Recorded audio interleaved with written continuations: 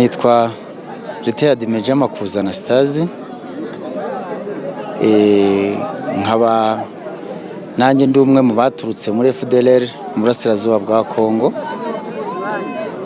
Ubwo rero ndahangaha mu rwego rwo kugira ngo n'ubundi ngira icyo ntangaza ku bijyanye n'imibereho yo hakurya mu mashyamba nk'umuntu watashye.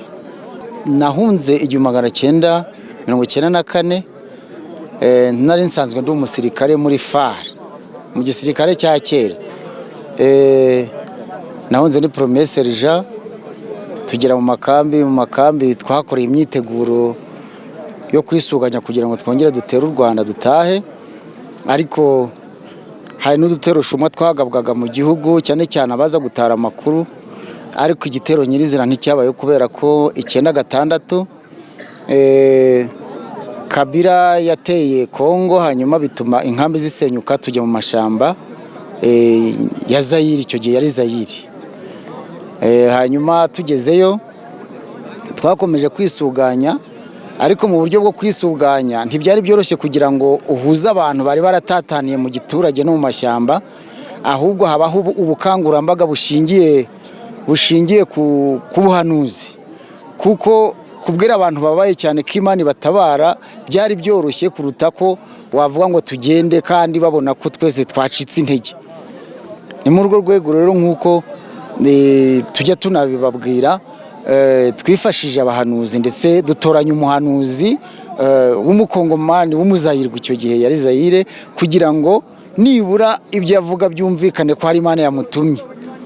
Yavuze mu magambo avuga ati mutahe mu gihugu u Rwanda Imana yakibahaye, kandi si ngombwa ibikoresho, mufate n'ibisongo ndetse n'inkoni, mugende mwaba bakeya ntacyo bitwaye kuko byose biri mu gihugu. Igihugu muzagifata ni icyanyu, nta mazu muzubaka, muzabaho mu mudendezo, mbese yari morali gusa. Ubwo hanuzi bwatumye abantu bava kure na kure baraza, ahasigaye abantu biba ngombwa ko twihuza koko turema indi mitwe, amayinite za unité, kuva kuri za brigade kugera kuri za bataillon, compagnie, peloton, section, hanyuma abantu tugaruka mu Rwanda. Mu Rwanda rero tuhageze twakomeje kugenda tubwira abantu ko tubakangurira ko barwana kubera ko Imana yabivuze. Bityo rero tugeze mu Rwanda twararwanya, ariko noneho habayeho gutsindwa kubera ko bwari ubuhanuzi nyine butari ubw'Imana nyamana tuzi, kwari ukugira ngo abantu barwane bafite morale, bafite umurava. Twaratsinzwe rero 98 dusubira muri Kongo. Icyo gihe yarabaye Kongo. Tugezeyo rero byabaye ngombwa ko twongera kwihuza, turongera turisuganya kugeza ubwo dushinga umutwe witwa FDLR.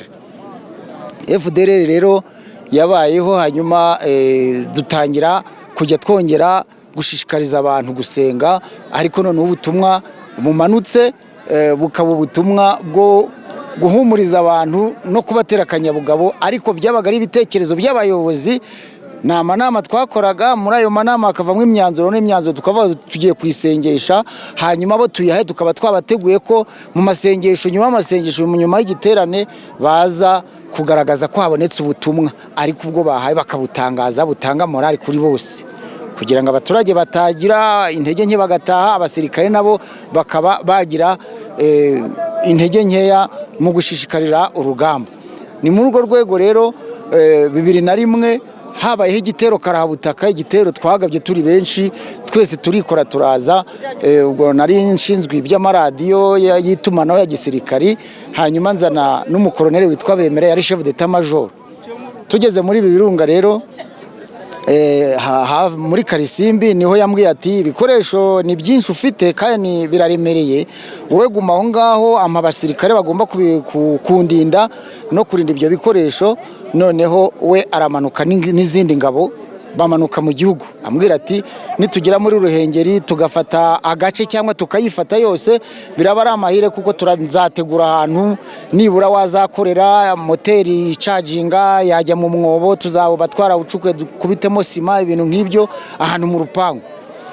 Ubwo rero nasigaye ntegereje, nyuma y'iminsi 3 nibwo nagiye kumva numva amakuru aje avuga ko yafashwe.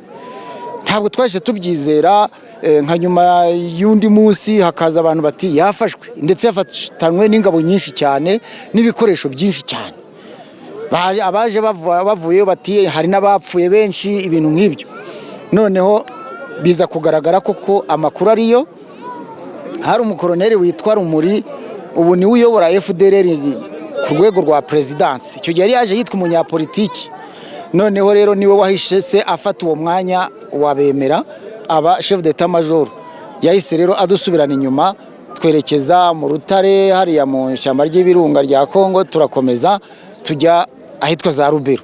Aho za Rubero niho twongeye kwihuza nanone kuba nkabiyegeranya, ariko mu manama twakuraga twangira kugaragaza ko hari amakosa yaba yarakozwe mu gihe cy'imirwano mu Rwanda, ndetse n'andi yakozwe n'abari basirasigaye inyuma, kugira ngo byumvikane ko kuba tutarafasha u Rwanda si ukubera ko ari imbaraga z'Imana nke, ahubwo twakoze amakosa Imana yaraduhannye ituma itaduha igihugu kugira ngo twihane tunisubireho, none iduha imbaraga tuzatere. Rero n'ibindi bitero byagiye bikurikiraho niko byagendaga, byarasengerwaga, ariko mu by'ukuri ari ibitekerezo by'abayobozi, ari imyanzuro yavuye mu manama y'abayobozi kugira ngo igezwe hasi mu basirikare n'abaturage batagira morali nkeya, bazamure morali hanyuma babashe gutaha bafite morali kandi banarwanana umurava. Barwanaga nk'abiyahuzi, twarwanaga turi nk'abiyahuzi kuko imbunda yabaga iriho 5, abandi bafite ibisongo, nyiri ibisongo ngo Imana yavuze ko igisongo kizafata miyaya, meya ni mitrailleuse nini imeze nk'iyi kamera, aba ari kinini cyane, ngo Imana yavuze ibyo ngibyo. Hanyuma rero ugasanga twatera n'ubundi tugatsindwa. Ariko noneho mu rwego kugira ngo abantu badacika intege, habagaho kongera kuba nk'abavugurura bwa butumwa bwa buhanuzi, kubuvugurura amakosa akagaragara, hakabamwe ikintu kigaragaza ko hari icyatumye bitagerwaho. Iyo rero iyo ideology na n'uyu munsi irakomeye, kandi kubera ko umwana avuka bayigisha agakura bayigisha, imufatamo ku buryo kwimukuramo ari ikintu kigoye.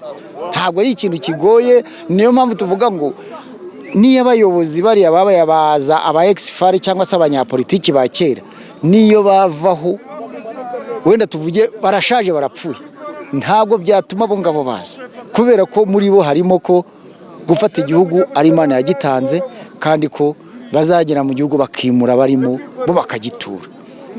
Hari na ideology rero ishingiye ku bumwe bw'abahutu. Ibyo nyine twabikoraga kugira ngo twihuze nabo bahuta imbaraga zibe nyinshi, kandi noneho tugaragaze ko umututsi ari we kibazo, kandi atari ikibazo kuri twe gusa twabahunze, ahubwo ari n'ikibazo kuba dusanzeyo, kugira ngo barusheho kudufasha mu kudufasha kubaho, mu kudufasha kurwana, bakaduha abana babo tukabarwanisha n'ibindi. Noneho habaho ndetse n'ibintu, ubundi hari ubuyobozi buriho muri Kongo, nk'uko ino hari mu Rwanda hari uturere, intara, uturere gutyo, n'ahandi nuko bimeze. Wena nahera nko kubyo bita groupement. Niba hari groupement iyoborwa n'umukongomani runaka, afite abaturage b'abakongomani, ariko habagaho n'uwo bita groupement, umuyobozi wa groupement. Muri iyo groupement nyine ariko w'umunyarwanda nawe uyobora impunzi ziri mu iyo groupement. Noneho bakunda guhuza amanama rero mu kugira ngo biyegeranye, ideology ibacengere kimwe, noneho biyumvanemo ko ari bamwe, ndetse habaho no kuzana abakobwa babo bikagenda, noneho baba abantu basa n'abavandimwe, abantu basa, tuba abantu twiyumvanamo ko amaraso ari amwe, ariko ko ikibazo ari umututsi.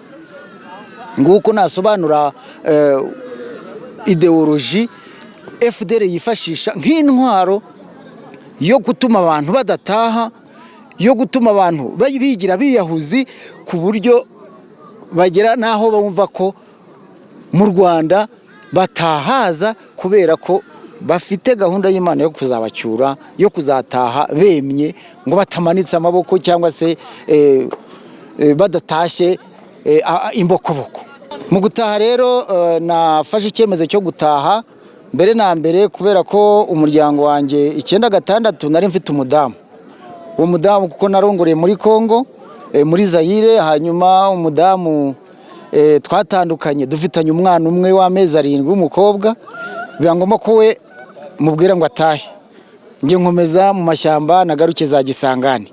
Ubwo rero nagumye iyo ngiyo mu mirwano gusa, ntonongeye kubona uwo mudamu umwana we. Umudamu ayo namakuru namenye nyuma nyine ko umudamu yamujyaniye umukecuru wanjye, hanyuma umudamu nawe igihe kiragera ategereje ahebye arashaka. Hanyuma rero nanjye sinigeze nongera gushaka, nagumye aho ku buryo ubwo natashye niho nageze ino nshaka umudamu, ariko nsanga n'umwana yarakuze. Gusa nkiriyo umwana namenye amakuru kuko kuri telefone twavuganaga n'imiryango, ni yaduhaga amakuru ko naka yaratashye kandi ariho, naka yaratashye ariho ndetse afite akazi. Kuko nkanjye nahunze ndi umusirikare, nabanje kujya ngira impunye, ariko ni guturwana n'umuntu akagutsimbura ukiruka, hanyuma ukagaruka ukamusanga akagukundira. Nari umusirikare, harabo twarwanye, harabapfuye ku ruhande rwacu n'urwabo bakajoriti, none naza icyo kintu cyakunze kumbata nkumva bitakunda. Ariko noneho hamwe no kuganira n'abatashye, nabo naganiriye nabo kuri telefone. Umukobwa wanjye arangije segonderi, yarampamagaye ati papa rwose nabaye nk'imfubyi, mama yarashatse nawe uriyo bizagenda bite? Ubwo numva agatima, urumva nta n'uri nashatse, nkuva kubura umwana bingoye. Umukecuru tuvugana, umukecuru ati ngiye gupfa utandebye mwana wanjye. None nibwo narebye umuntu mu bantu bize muri famiye yanjye, ndebamo umwe nti ibyo ntekerereza mu Rwanda bimeze biti. Arambwira, maze kumbwira ukuri kwaho, ndamubwira nti ngaho mpuza n'umwe mu basirikare wenda biranka ryanjye tuganire. Byabaye ngombwa rero ko mpuza n'umwe mu basirikare, hanyuma turaganira, ambwira neza uko mu Rwanda bimeze, ndetse nanjye ndamubwira nti noneho tugiye gupanga ukuntu nataha, kumfata hehe bizagenda biti. Angira inama y'ukuntu bacyura abandi, nanjye nuko natashye nza mu Rwanda nyuze za Goma, nturutse ahitwa za Kazaro ho mu shyamba ry'Ibirunga.